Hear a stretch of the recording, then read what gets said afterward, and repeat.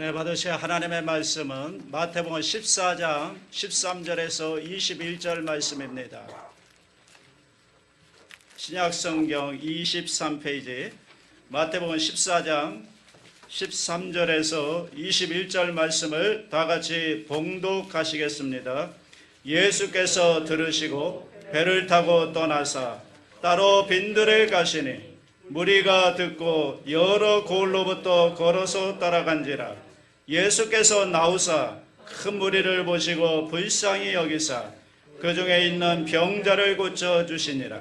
저녁이 되매 제자들이 나와 이르되 이곳은 빈들이요 때도 이미 저물었으니 무리를 보내어 마을에 들어가 먹을 것을 사 먹게 하소서.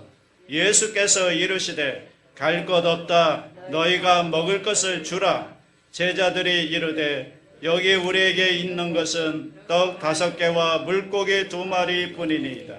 이르시되 그것을 내게 가져오라 하시고 무리를 명하여 잔디 위에 앉히시고 떡 5개와 물고기 2마리를 가지사 하늘을 우러러 축사하시고 떡을 떼어 제자들에게 주시매 제자들이 무리에게 주니 다 배불리 먹고 남은 조각을 12바구니에 차게 거두었으며 먹은 사람은 여자와 어린이 외에 5,000명이나 되었더라. 아멘.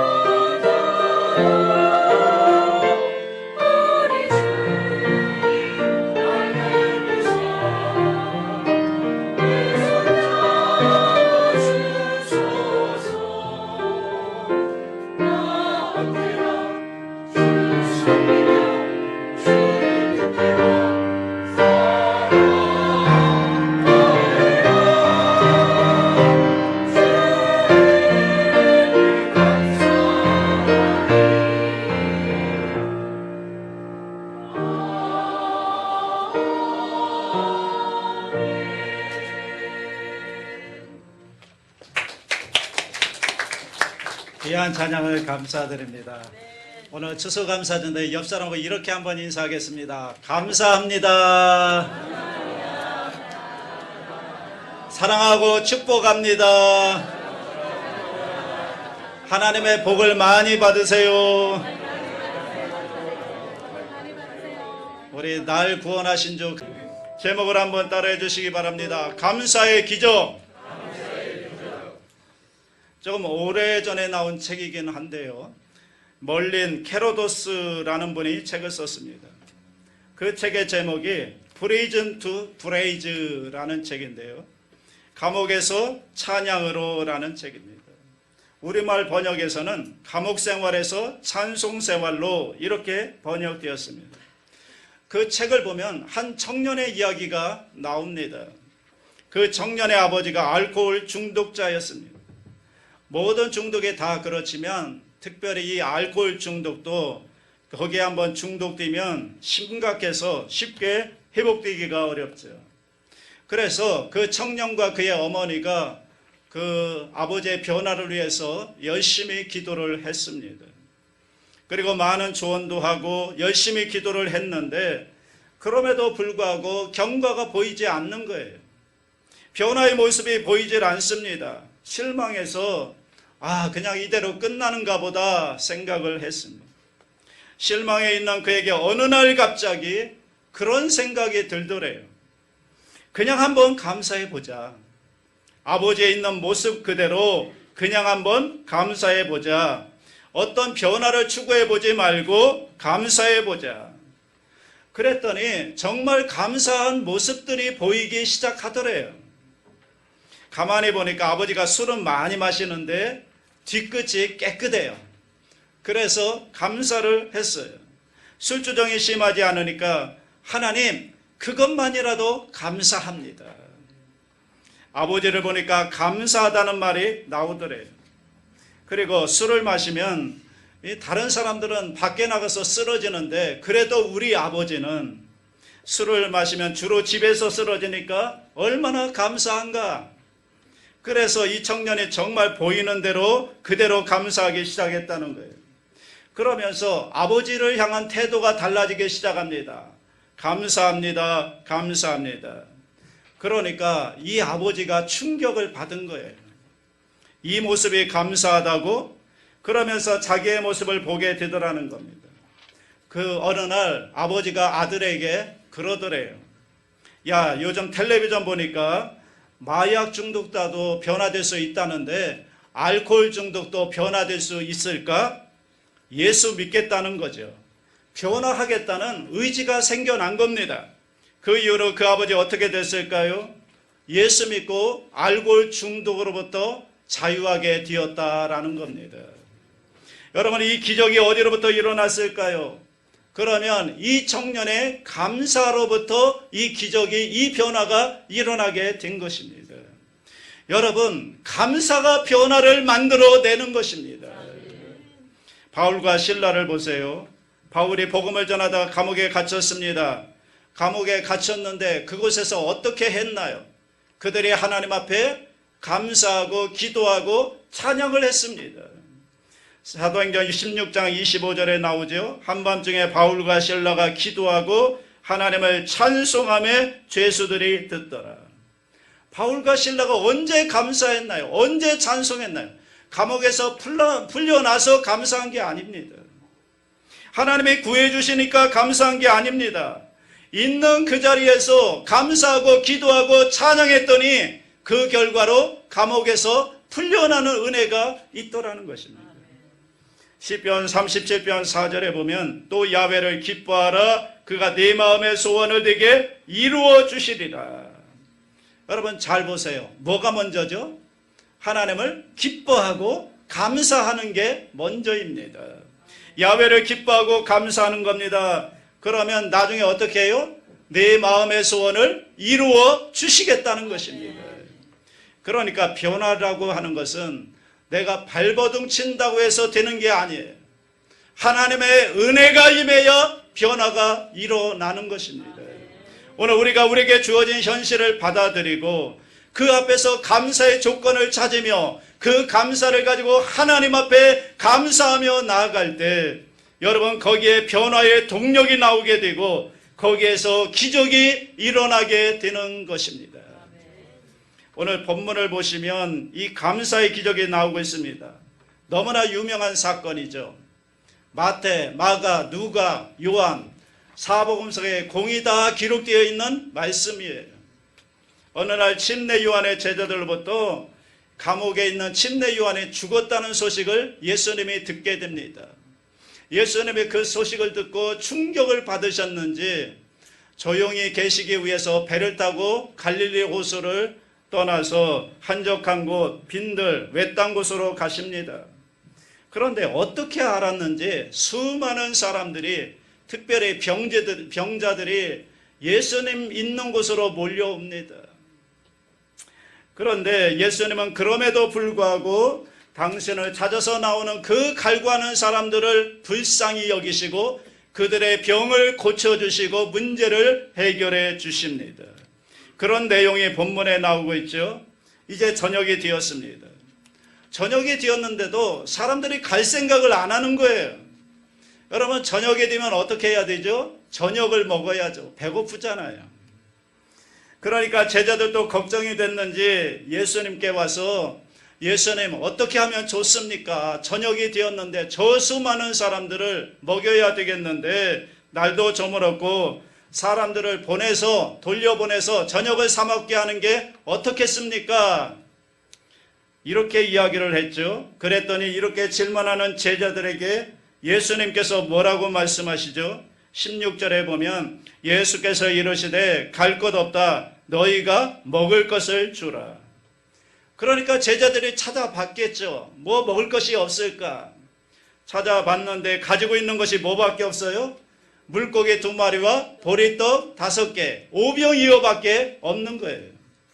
그러니까 예수님께서 뭐라고 말씀하세요? 그것을 내게로 가져오라. 가져오니까 예수님이 그것을 붙드시고 하늘을 향하여 기도하시죠. 기도하시고 그것을 나눠주니까 결과가 어떻게 됐나요?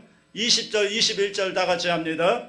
다 배불리 먹고 남은 조각을 12바구니에 차게 거두었으며 먹은 사람은 여자와 어린이 외에 5,000명이나 되었더라. 자, 거기에 있는 장정만 5,000명. 그러면 여자와 어린아이까지 합치면 약 2만 명이 넘는 사람들이 다 배불리 먹고 12강주리가 남았다. 성경은 이렇게 기록하고 있습니다. 자, 중요한 것은 오늘 이 기적이 어떻게 일어났느냐는 거예요. 인류 역사의 최대의 기적, 이 기적이 어떻게 일어났는가를 오늘 우리가 한번 살펴보자는 겁니다. 3가지입니다. 첫째, 가지고 있는 것에 감사할 때 기적이 일어납니다. 여러분, 이 기적이 어떻게 시작되었죠? 처음에 보면 부족함으로부터 시작이 되었어요. 먹을 것이 없어요. 2만 명이 넘는 사람들이 빈들에 있는데 먹을 것이 없습니다. 그래서 무리를 보내요. 마을에 들어가 먹을 것을 사 먹게 하자. 그렇게 했는데 예수님께서 뭐라고 말씀하세요? 아니다. 너희가 먹을 것을 주어라. 그러니까 이 명령에 대한 제자들의 대답이 뭐예요?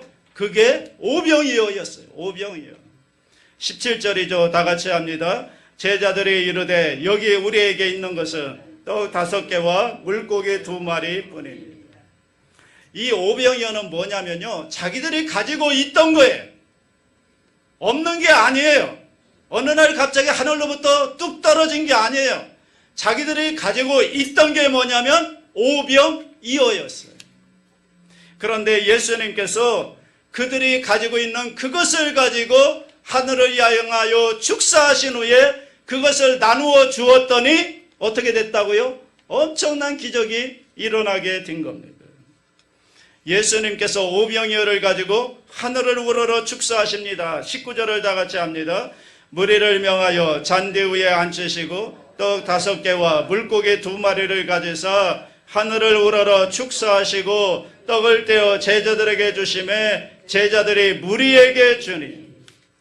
여기 축사라고 하는 말은 헬라어로 유케리스트라는 말인데 이게 뭐냐면 숙고해보고 헤아려 본 후에 갖게 되는 깊은 감사, 이게 유케리스트입니다. 그러니까 눈앞에 보여지는 현실을 보면서 잘 되니까 야, 잘 되고 있구나, 감사하다, 이렇게 한 것이 아니라 눈앞에 보이는 환경은 정말 불가능한 환경임에도 불구하고 주님께서는 깊게 생각하신 후에 그의 마음속에 뭐가 있었다고요? 감사가 있었다라는 것입니다. 여러분, 이 감사가 결국 오병이어의 기적을 만들어낸 것 아닐까요? 이 감사는 어떤 감사일까요? 가지고 있는 것에 대한 감사인 거예요. 그러니까 오병이어밖에 아니었지만 보리떡 5개와 물고기 2마리밖에 아니었지만 그러나 그것을 주신 하나님, 이것이라도 주신 하나님, 우리가 가지고 있는 이것에 대한 감사인 것입니다. 없는 것만을 바라보고 원망하고 불평하는 것이 아니라 내가 지금 가지고 있는 것, 이것이라도 주신 하나님의 은혜를 생각하며 가지고 있는 것을 가지고 감사했더니 그 감사를 통해 오병이의 기적이 나타나게 된 것입니다. 여러분, 오늘 내가 가지고 있는 것을 바라볼 때, 그것들이 내 눈에 들어오기 시작할 때, 그때부터 감사가 시작되는 줄로 믿습니다. 오늘 여러분, 우리가 가지고 있는 것이 무엇인가요? 어느 장로님이 그러시더라고요.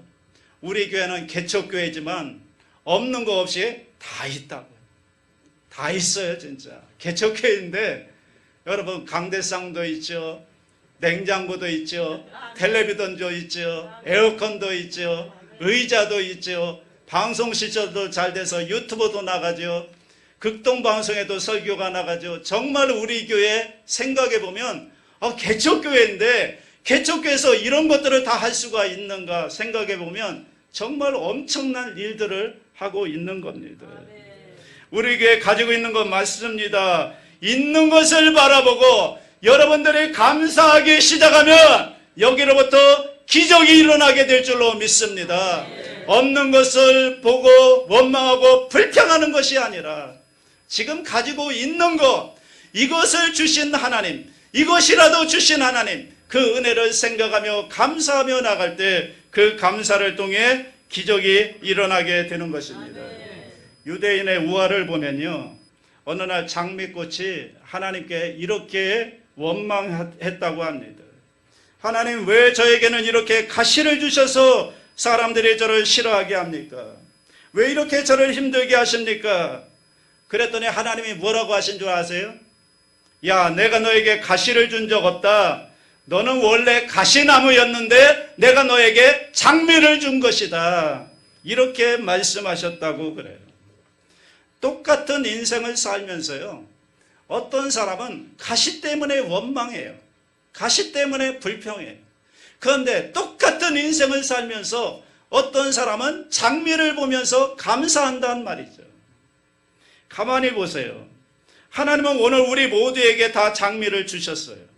그런데 우리는 그 장미를 보지 못한 채 나에게 있는 조그만 가시를 보면서 원망하고 불평하며 살고 있는 것은 아닙니까? 여러분, 천국과 지옥이 따로 있는 게 아니에요. 천국은요, 당연한 것을 감사하는 사람들의 것이고요, 지옥은요, 당연한 것을 감사하지 못하고 원망 불평하는 사람들이 사는 곳이 지옥입니다.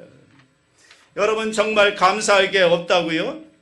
오늘 내가 가지고 있는 게 없다고요? 여러분, 앞을 보지 못하는 시각장애인에게 가서 한번 물어보세요. 당신의 소원이 무엇입니까? 그러면 뭐라고 그럴까요?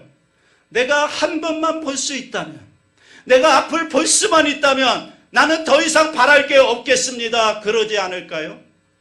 여러분, 장애로 인해서 손발을 움직일 수 없는 사람들에게 가서 한번 물어보세요. 당신의 소원이 무엇입니까? 나는 내 발로 직접 걸어 다니고 내 손으로 음식을 집어 먹을 수만 있다면 나는 더 이상 바랄 게 없겠습니다. 그러지 않을까요? 말하지 못하는 사람들에게 가서 물어보세요. 그러면 뭐라고 그럴까요? 나는 내 입술로 말할 수만 있다면, 나는 내 입술로 찬양할 수만 있다면 더 이상 바랄 것이 소원이 없습니다. 그럴 겁니다. 오늘 내가 당연하다고 누리는 이 모든 것들이 어떤 사람에게는 평생의 소원이 될 수 있습니다. 어떤 사람에게는 평생의 소원이 될 수 있는 것을 오늘 우리는 마음껏 누리고 살면서 하나님 앞에 감사하지 못한다면 과연 우리는 하나님의 은혜를 제대로 알고 있는 사람들인가? 여러분, 감사할 일이 없다고요? 오늘 우리가 아무렇지도 않게 살아가는 있는 오늘이라고 하는 이 시간이 여러분, 어떤 사람에게는요, 평생 살고 싶었던 내일일 수 있다는 것입니다. 그런데 오늘 너무나 우리는 당연하다고 생각하면서 감사하지 못하고 있는 것이 아닌가. 여러분, 생각해 보세요. 모든 게 다 하나님의 은혜입니다. 오늘 내가 이렇게 숨쉬고 건강하게 살 수 있는 거 하나님의 은혜인 줄로 믿습니다. 감사해야 되는 겁니다. 무조건 감사해야 되는 겁니다. 여러분, 어떤 사람은요, 병원에서 치료받고 다 완쾌한 다음에 감사합니다 라고 하지만, 여러분, 병원에 가지 않고 건강하게 살 수 있는 거 하나님의 더 큰 은혜 아닙니까? 감사해야죠. 어떤 사람은 사고 중에 기적적으로 살아난 거 하나님 앞에 감사합니다 라고 얘기하지만, 여러분, 우리는 큰 사고 작은 사고도 나지 않고 이렇게 멀쩡하게 건강하게 살아갈 수 있는 거 하나님의 은혜인 줄로 믿습니다. 감사해야죠. 여러분, 우리가 이 감사를 잊고 있는 거 아닙니까? 사랑하는 여러분, 원망하고 불평하는 마음은 오늘 이 시간 다 예수 그리스도의 십자가 앞에 묻어버렸으면 좋겠습니다. 그래서 내가 가지고 있는 것, 하나님이 나에게 주신 것을 바라보며 하나님 앞에 감사하며 나아갈 때 오병이의 기적의 축복이 저와 여러분 삶 가운데 넘쳐날 줄로 믿습니다. 두 번째는 작은 것에 대한 감사가 기적을 만들어 냈다는 겁니다. 여러분, 보리떡 5개와 물고기 2마리라고 하는 것은 이 장정만 5,000명이 넘는 사람들에 비하면 아무것도 아닌 거죠. 여자아이와까지 합치면 2만 명이 넘는 사람들에 비하면 이 물고기 2마리와 보리떡 5개는 정말 아무 쓸모도 없는 굉장히 작은 것, 턱없이 부족한 것. 한 사람 도시락밖에 안 돼요. 그것도 어린아이의 도시락. 그런데 예수님의 모습을 보세요. 예수님은 그것을 가지고 감사하고 있다고요. 감사하고 있잖아요. 아무짝에도 쓸모없어 보이는 것인데 예수님은 그것을 가지고 하나님 앞에 감사했다고요. 그랬더니 그 결과가 뭡니까? 엄청난 오병이의 기적의 역사가 일어나게 된 것입니다. 주목해 보세요. 예수님께서 5,000명을 먹일 수 있는 떡이 생겨났을 때 감사한 게 아니에요. 언제 감사했습니까? 작은 것, 보잘것없는 것, 그것 가지고 감사했습니다. 여러분, 오늘 예수님께서 그 모습을 통해서 우리에게 무엇을 말씀해 주기를 원하실까요? 비록 작은 거지만 거기에 감사할 때 그것이 축복의 씨앗이 될 수 있다는 것입니다. 오늘 우리가 가지고 있는 것이 다른 사람 보기에는 사소한 것이고 작은 것이고 보잘것없어 보이지만, 그러나 그것을 가지고 하나님 앞에 감사하기 시작할 때 거기에서는 놀라운 축복의 역사가 일어나게 된다는 것입니다. 하나님께서는 큰 것으로 예비한다는 것입니다. 그러므로 여러분, 행복해서 감사하는 게 아니라 감사하기 때문에 행복한 거예요. 불평하는 사람들은 아무리 많이 가지고 있어도 결코 감사할 수가 없어요. 감사하지 않는 마음은 결코 행복할 수가 없어요. 여러분, 얼어붙은 강에 어떻게 배를 띄울 수 있을까요?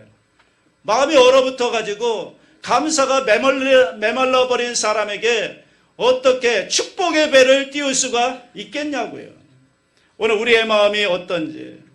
여러분, 감사는 선택입니다. 여러분들이 감사를 선택하든 아니면 불평을 택하든 그건 여러분의 자유입니다. 그러나 결과는 달라요. 결과는 천국과 지옥이에요. 그런 의미에서 감사라고 하는 것은 행복을 향해 나아가는 연습이고 행복을 향해 나아가는 과정입니다. 불평은요, 불행해지는 연습입니다. 그러므로 여러분, 사소한 것, 평범한 것, 여러분 일상적인 것에도 하나님 앞에 큰 감사를 드릴 수 있게 되기를 주님의 이름으로 축복합니다. 여러분, 명랑이라는 영화 다 보셨죠? 이 영화가 1,700만 명이 보았다고 하는 아주 굉장히 좋은 영화이죠. 그런데 그 영화의 가장 유명한 대사가 뭔지 아십니까? 저나 신에게는 아직도 12척의 배가 있사옵나이다, 이 말이죠. 아직도 나에게는 12척의 배가 있다는 거예요. 아직도 남아있는 게 있다는 거예요. 이미 다 무너지고 없다고 하는 사람들을 향해서 이순신 장군은 나에게는 아직도 12척의 배가 있습니다. 여러분, 작은 거지만 그것을 귀하게 여기고 그것을 바라볼 때, 거기에서 소망을 바라볼 때 그때 거기에서 그 유명한 이순신 장군의 전설이 시작되는 거 아닐까요? 너무 우리는 큰 것들만 바라보고 있지 않습니까? 여러분, 우리 문제를 해결할 수 있는 큰 것, 그런데 여러분, 문제는 작은 거로부터 해결되기 시작하는 것입니다. 작지만 우리가 그것을 감사할 때, 그것을 예수님 손에 올려드릴 때, 거기로부터 여러분 문제가 해결되고 기적이 일어나는 역사가 일어나게 될 줄로 믿습니다. 오늘 저와 여러분에게 이 감사의 기적이 시작될 수 있기를 주님의 이름으로 축복합니다. 작은 거지만 한번 주님께 감사해 보시기 바랍니다. 거기로부터 기적이 일어납니다. 마지막 세 번째는 감사의 기적은 나눔으로 완성됩니다. 예수님의 감사도요, 나눔의 감사였어요. 그냥 감사만 하고 끝난 게 아니라 그때 감사하고 그것을 나누었더니 거기에서 기적이 일어난 거죠. 만약에 예수님께서 감사만 하고 끝냈으면 기적은 안 일어날 수도 있어요. 그런데 그것을 나누기 시작하니까 기적이 일어난 것입니다. 여러분, 이 감사가요, 나만의 감사가 될 때 나의 감사가 다른 사람들에게는 원망과 불평의 대상이 될 수가 있어요. 그러므로 진정한 감사는 나눔으로 모두의 감사가 될 때 여러분 참된 감사가 되는 줄로 믿습니다. 그런데 여러분, 나누기 위해서는 한 가지 조건이 있어요. 그 조건이 무엇일까요?